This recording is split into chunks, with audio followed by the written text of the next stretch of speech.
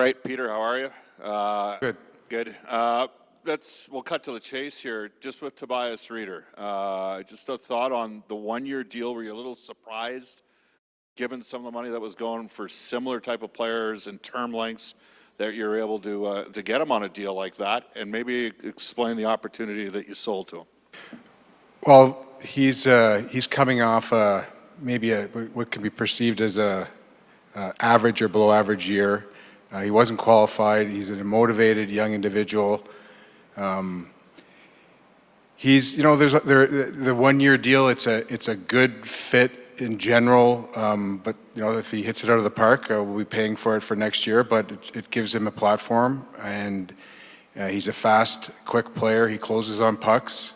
He kills. He didn't kill much with LA, but he's historically a good penalty killer. Looking for some speed up and down the lineup, and we were just in contact with him over the course of the shopping period, and it made sense. We were in on a couple other players, and you have to juggle a few balls at the same time, and we acted on that one. So happy to get him. Peter, not much cap space, so not much of a chance, as you said earlier this week, to be in on the big guys. Against that backdrop, you did get 3 players today. Could you define for us, the success of your shopping day today? I thought it was a pretty productive day. We put a lot of time in, as all teams do, in advance to prepare and to kind of see where maybe having the lesser cap space, you got to be a little more direct in your strategy. So you have to prepare in a different way, which I thought we did. I thought we added speed. We added to the PK with him and with Brodziak. We added size with Brodziak and leadership, and face-offs. Fortunate that just walking down here, I guess there's obviously an Edmonton legacy with both those 2 players, but that didn't really mean anything to me other than the fact that they fit some needs that we had, and they were coming in at a good time for us as far as cap goes, and for them as far as opportunity goes. Peter, can you just address your right wing in particular? You signed Ratty, Puljujärvi will likely be back. Yamamoto's going to have a chance to make the team, but how do you feel about what you've got on that right side, say in your top 3 lines, and if you're comfortable depending on what you have heading into this season, or if you address some of that today? I don't know if Rieder could potentially... He could play the right side, Ryan. There's not a star player there, if that's what you're alluding to, or like an established player. But I'm comfortable going in with the mix of forwards that we have. Now that we've kind of shored up our depth, shored up our speed a little bit. It would be ideal, in an ideal world, it'd be good to have a line that has 3 bona fide stars, or for lack of a better word. Sometimes it doesn't work that way. There are teams who've had success with a 2+1 formula over the years. We did it for a few years in Ottawa. There's other teams you guys know the teams. So sometimes you got to make do with what you have, but there's a level of skill there that we've added to today that we feel can complement lines. There's a level of fit, and it may take us a little bit of time to find the level of fit. You saw how we finished off. That doesn't necessarily mean that those are the lines. But we're happy with the upgrade in skill level in general, and happy with the upgrade, as I said, on the speed and the PK in general. So. You added a depth defenseman, Peter. Unless not including Yamamoto, in theory, you could have forwards right now. Is it possible you could still add maybe a bottom 6 forward that would compete for some ice time, and then possibly a center for your American Hockey League? Possible we could add another forward. Sure, we were close on a couple of things today, including a trade. So it's possible that could happen, and we could possibly add a center at the kind of in the depth position that would be pegged for up and down between here, and we've talked to a couple of teams, so a couple of players in that regard. So that we could still add to those minor pieces. So we continue to pick away at that.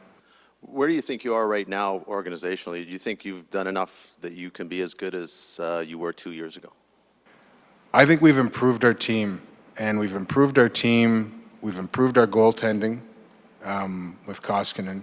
I think we've improved our team speed. I think we've improved our veteran presence, maybe not from 2 years ago, but we've improved it.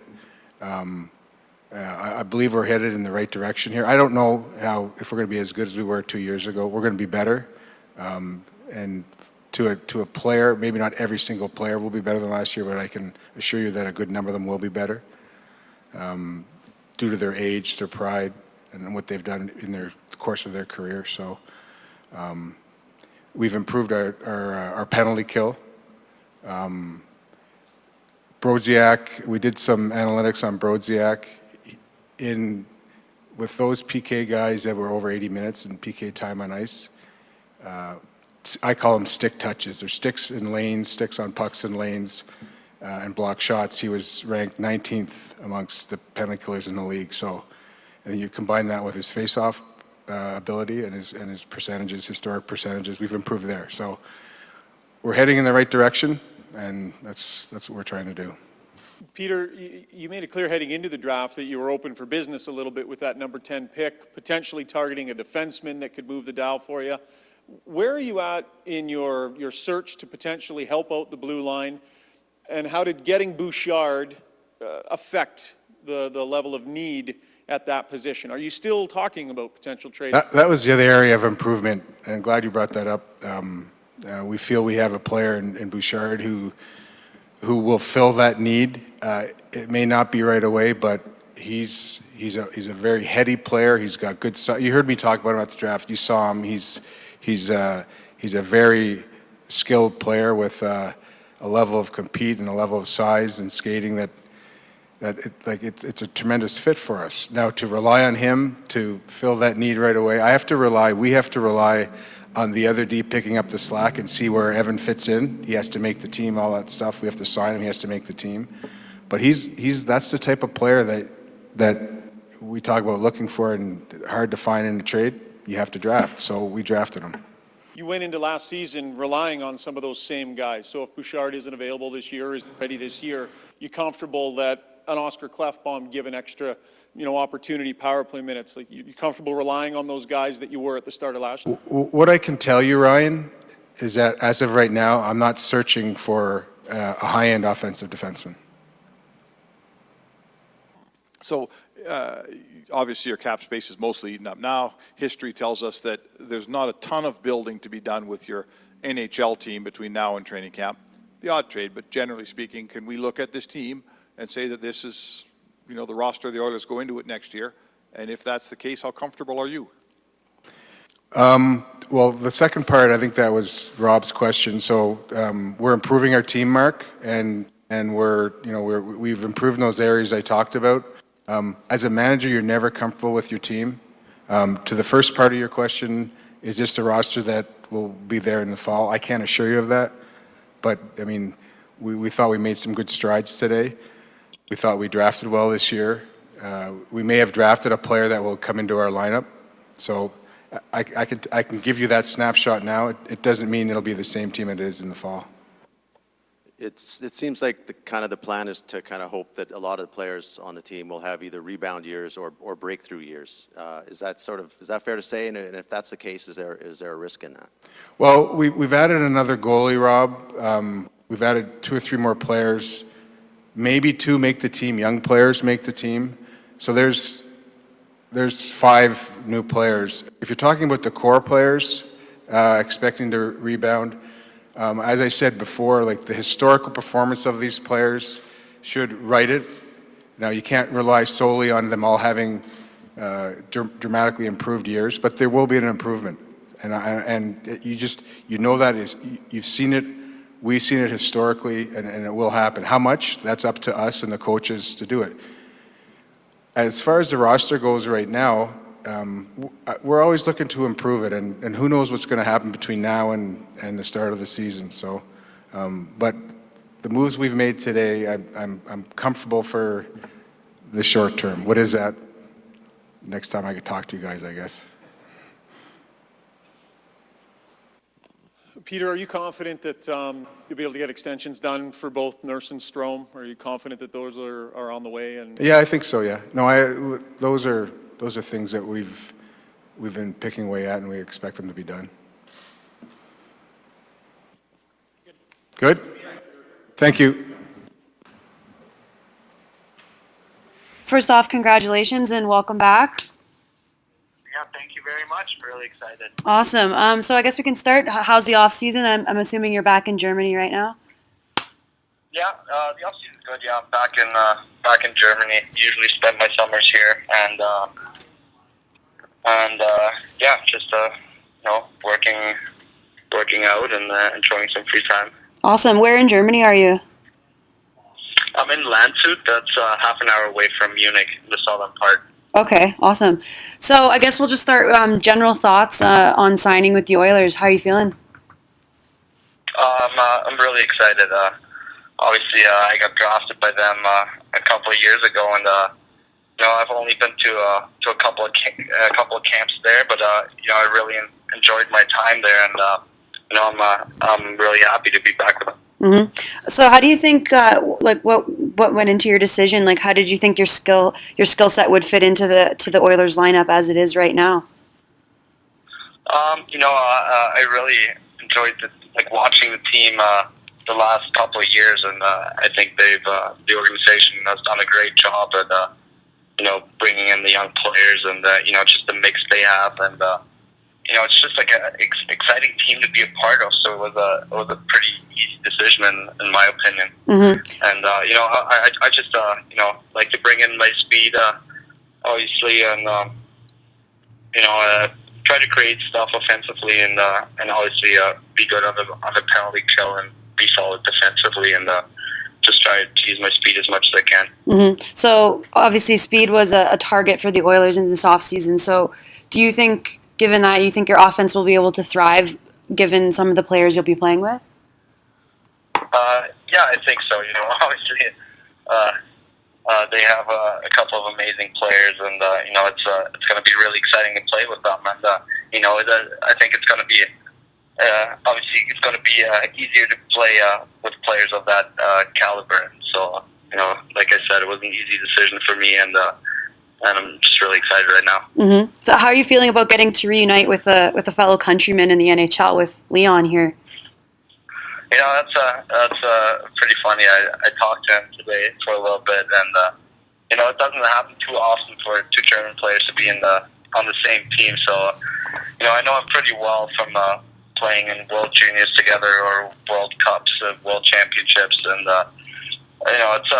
it's gonna be a good change of scenery, and maybe every now and then talk to somebody in German. Mm-hmm. So did you? I'm not sure if you played on a line with him at any of those teams, but did you have chemistry with him if you guys did play together? Yeah, I did. Actually, I think every tournament we played on the same team, we've played on the same line. So at the World Cup we played on the same line, and then started first World Juniors, and went all the way through a couple of World Championships, and we've been always playing together for Team Germany or Team Europe. Mm-hmm. So maybe the possibility of flanking him here is probably an exciting prospect for you then. Oh yeah, he's a great player. I'm sure it makes everybody's life easier to play with him, and obviously all the other players that are on the team. I don't think it really matters where you're from, but like I said, those are just players that they're easy to play with. Mm-hmm. So anything, I think that's all I have for you. If there's anything you wanted to add about coming back, then go ahead. No, not really. Just like I said, I'm really excited, and I can't wait to get going. Awesome. Thanks. We'll see you in September. Thanks for your time. All right. Thank you very much. Okay, take care. See you soon. Hi, Pogzol speaking. Hi, Paul. This is Kevin Gravel. Hey, Kevin, how's it going? Good. How are you doing? Good, good. So obviously a bit of an exciting day for yourself today. Yeah. No, it has been. It's kind of a cool process. So I'm really excited for sure. yeah, so I guess what are your kind of initial thoughts of just joining the Oilers organization, and maybe what did Peter tell you, and how long did the negotiation process kind of go on for?